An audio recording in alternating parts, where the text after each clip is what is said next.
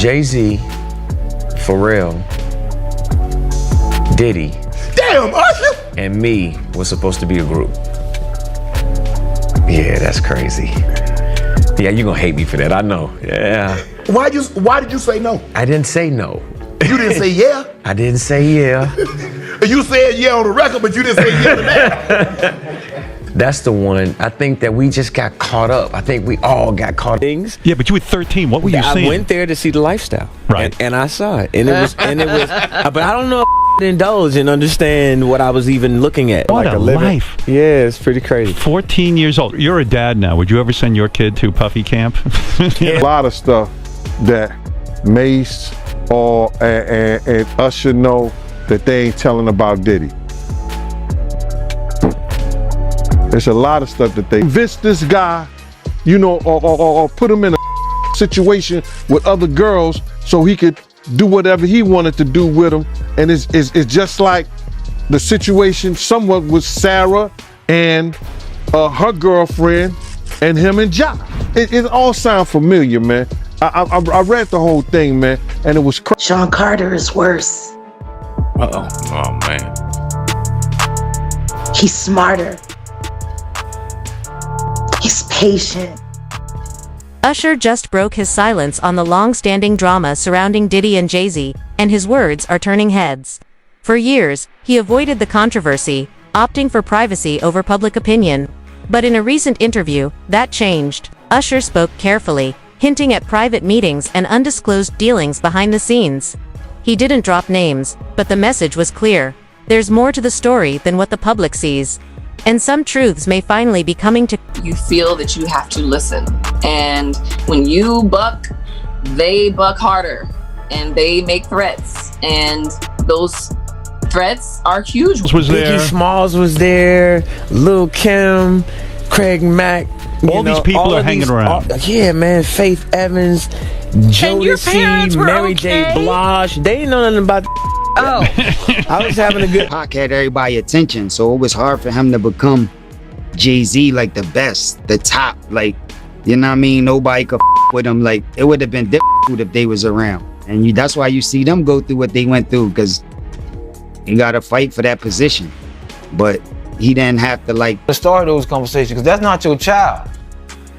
You know what I'm saying? And for you to keep him that close, it's like you kept him that close because he might got your secrets, because he's not your child. So if he's not your child and you that type of person with that type of character, you don't mind actually doing it to him when he finally reaches a certain age. When she used to do her little modeling thing with her little ladies other night, the little wild parties, when she gave that up, remember the time that him and his mama kissed each other on the lips? Yeah, I remember that video. Do you remember that both of them was getting the IV at the same time? Yeah, I did notice that, yep. That's from the Diddy Freak Off party. And I'm gonna say alleged. So let me ask you this. You knowing her at one point, you knowing her personally, is she the kind of person that, you know, will be a part of a freak off or no? I think that she liked to party, and she party with young people. Y'all got 365 days to get this together. We need the artists to take back the control. We need transparency. We need diversity. This is the room that has the power to make the change that needs to be made. They have to make the changes for us. They're a non-profit organization that is supposed to protect the welfare of the musical community. That's what it says on the mission statement. That's the truth. They work for us. We have the power. We decide what's hot. If we don't go, nobody goes. If we don't support, nobody supports. What really went on at those exclusive industry parties? Usher may have said more with his expression than his words. Reflecting on gatherings from the early 2000s, he described them as intimate but unsettling, hinting at an atmosphere that didn't sit right. While he didn't name anyone directly, fans quickly linked his comments to long-standing rumors about Diddy's private events. Usher also alluded to major business deals happening behind the scenes, raising questions about what the public still doesn't know. Usher, I met him when he was 14, and you know, my book actually opens with that because it was one of the highlights in my career.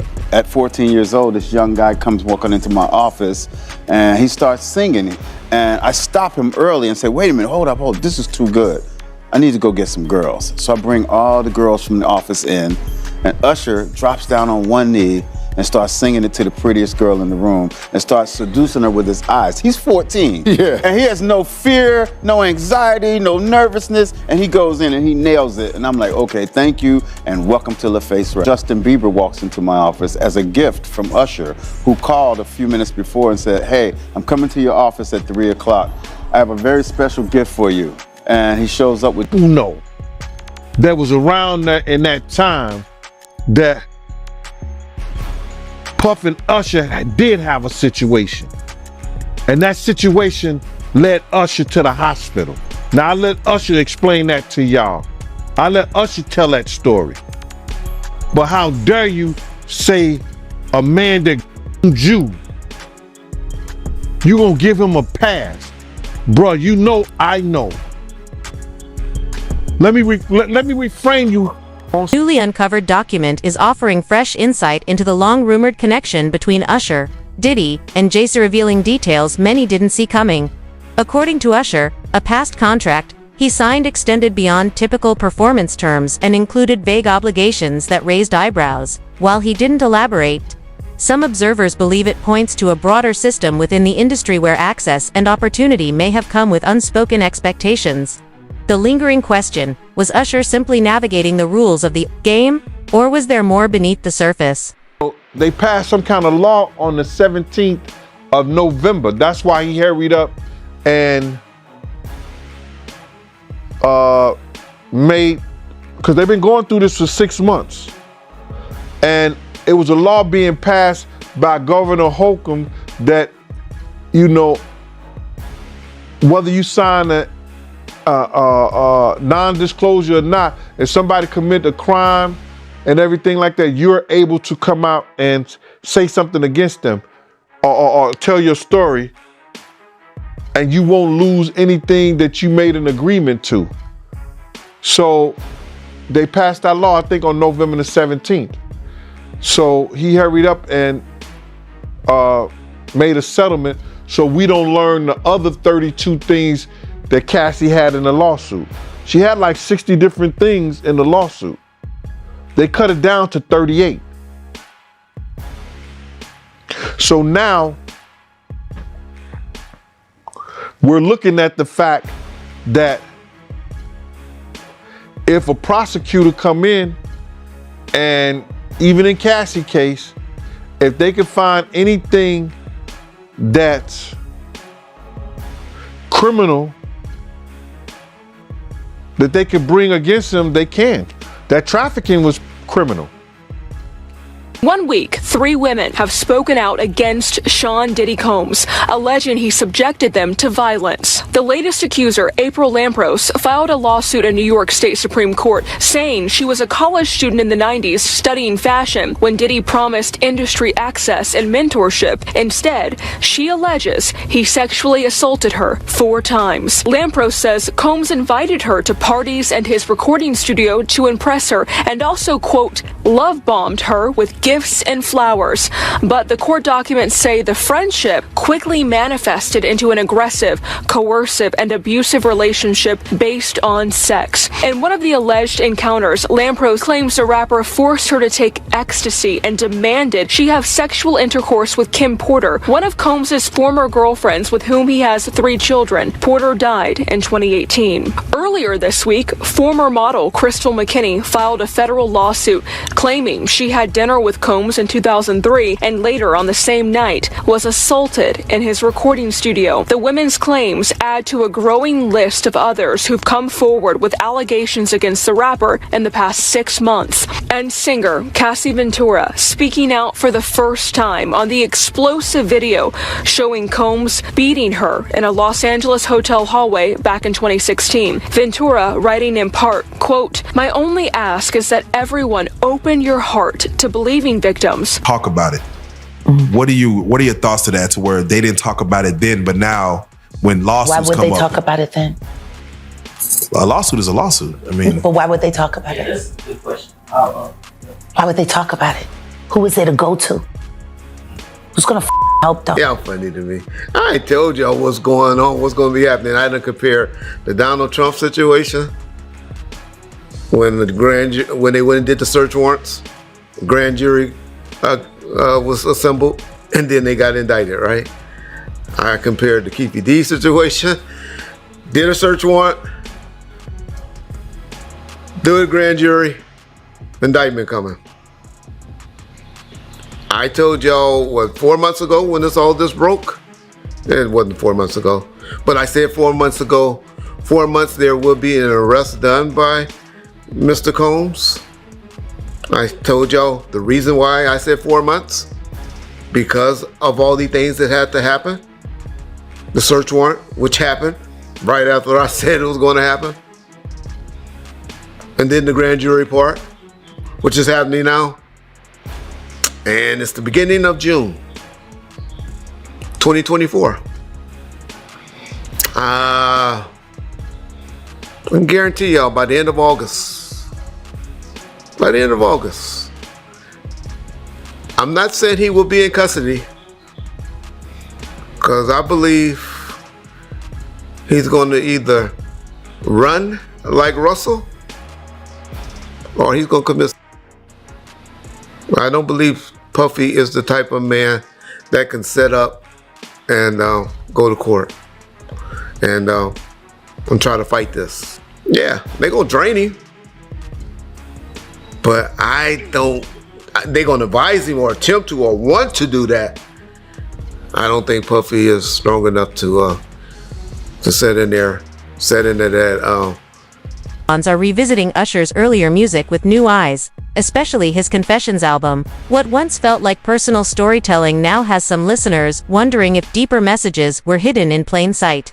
Could the emotional lyrics have been more than just romantic drama, perhaps quiet reflections of industry pressure or unspoken truths? It's a bold theory, but for many, it's starting to feel less like coincidence and more like a subtle attempt to be heard. Can't get into the party. It doesn't matter what the is going on in the party. Nothing cool is going on in the party. It's a party. But you can't, for some fucking reason, at his party, you can't get into his party. So now what do you want to do? Get into that man's party and see what the fuck all the hubbub's about. So right now I have a do not fucking enter sign.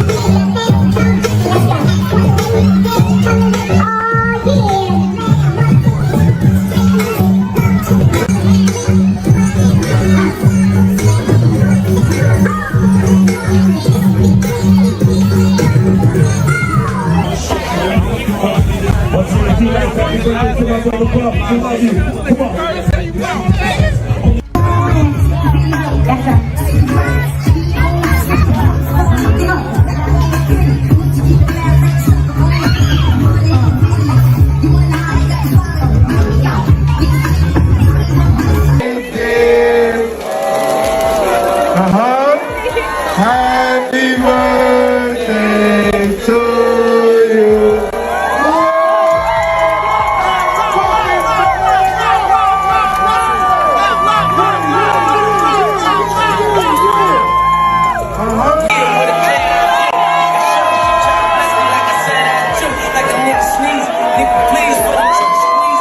Man, and that's probably shit. Oh wow. See what I'm saying? He put on her socks. Why would he do that? Because it's a power thing. It's grippy. By the way, It's grippy, bro. yo, drugs like a motherfucker. And you're in the Intercontinental Hotel and you run out in a towel. This was 2016, they say, or 18? Yeah. This guy was 46 years old. You're a multi, you might have been a billionaire by I now. don't chalk it up to, like, no drug makes you beat a woman. No. You beat women and then you're on drugs. I agree with that. And then you do it. Like, it's not only drugs. Yeah. It's not only, I'm not saying it's not only drugs, but this isn't regular behavior, bro. The amount of times you gotta hit your girl to not give a fuck that you're in public? Yes! That's what I'm saying. But I think that he's just such a power-hungry person that when I think he feels invincible when he has the power. And these types of things, unfortunately, make him feel invincible. Yeah. Top or bottom? What? About his life is power. And how he can exert power on people. I think that's why watching people fuck someone is power. It's like, I'm gonna make you do this thing you don't even... Yeah. Kim couldn't go nowhere. Kim couldn't go nowhere, bro. Kim couldn't have no relationships. Kim couldn't be at no club. If he called Kim's house, and at this time she had this little Spanish looking girl, and she might have a case. She might have a case. It was Christian babysitter. She might get in touch with a things. And for her to say, I'm going to talk about my pain and anger at you, what were those conversations like? Again, it didn't happen in that way. It happened, we were using our art almost like a therapy session, and we started making music together. Mm-hmm. And then the music she was making at that time was further along. So her album came out as opposed to the joint album that we were working on. Mm-hmm. We still have a lot of that music. And this is what it became. There was never a point where it was like, I'm making this album. I was there. Right. I was right there the entire time. And what was her reaction to your work, and what was your reaction to hers? They must have caused pain for each of you, right? Of course. Then both very, very uncomfortable, but sitting in that, the best place in the, hurricane is like in the middle of it. Yeah. We were sitting in the eye of that hurricane. Maybe not use hurricane because so many people are being affected right now, but the best place is right in the middle of the pain. Right. And that's where we were sitting, and it was uncomfortable. And we had a lot of conversations, and really proud of the music she made, and she was really proud of the art I released. And, at the end of the day, we really have a healthy respect for one another's craft. I think she's amazing. Right. Most people walk away and like divorce rate is like 50% or something because most people can't see themselves. The hardest thing is seeing pain on someone's face that you caused and then have to deal with yourself. Yeah. So most people don't want to do that. Yeah. You don't want to look inside yourself. That was your daughter? Would you let God handle it? All those people, they ain't denounced him. They ain't definitely, they can't come forward and say, yo, I support them. Because it would mess up their brand. It would mess up their brand. Jay-Z. We the only one could call each other Sean. Jay is the only one could call me Sean. I'm the only one could call him Sean. Get the hell out of here. If that ain't no fun boy stuff.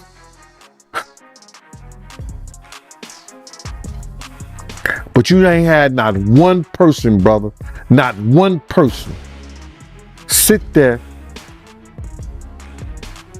denounce what he did, or come forward and say, I support. BOICU Usher recently spoke about a pivotal moment in his career, a single phone call that seemed to shift everything. After declining a private invitation, he noticed sudden changes, fewer booking requests, paused opportunities, and subtle pressure to rethink his decision. Though he avoided naming anyone directly, fans have speculated about possible ties to powerful figures in the industry. His message was clear. In certain circles, success sometimes comes with unspoken expectations, and saying no can come at a cost.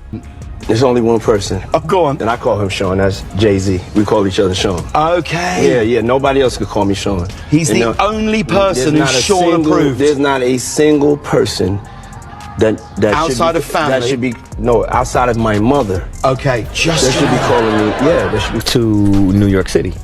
And I lived with Sean Puffy Combs for a year. That's the crazy thing. Now, that was L.A. Reid's idea, right? We're sending you over to something called Puffy Flavor Camp. There you go.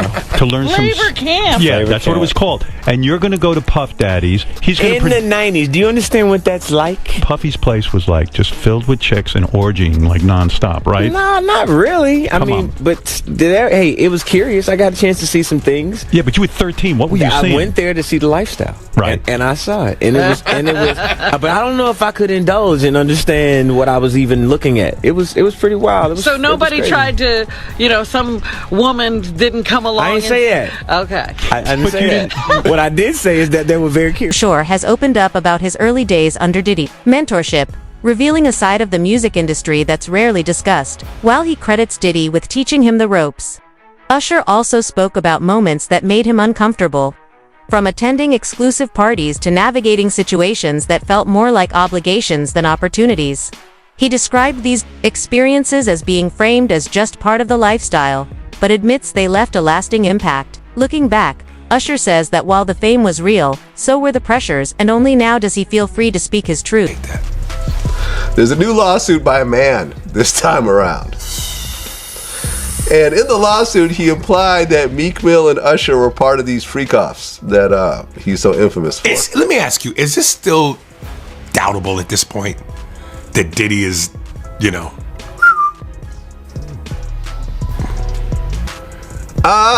Listen, until I see it, I'm not going to say that it happened.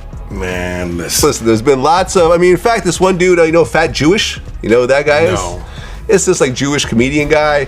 He went to this whole story, and this story has been kind of popping up again. But he was saying he was at this one house party, and it was a super, super high end. He wasn't even sure how he even got in there. But as he was walking around, I think he was trying to find the bathroom, and he walked into a room, and it was Diddy and this gay DJ named Felix the House Cat, and they were like spooning, according to him.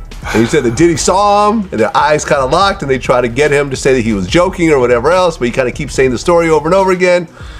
And I looked up, Felix the House Cat is an openly gay DJ. That part is established. I don't know. I'm not going to say it happened. I'm going to say it didn't happen. I wasn't there. I've never had any sort of gay experiences with Diddy. There's just too many clues, brother. Remember Wendy Williams got kicked off the radio for that? Yeah. When she brought up and said that there's some, she has some sort of gay proof, Puffy called and said, you either get rid of her or I'm suing. They got rid of her. But that was probably at the apex of Puff's powers. Yes. Yeah.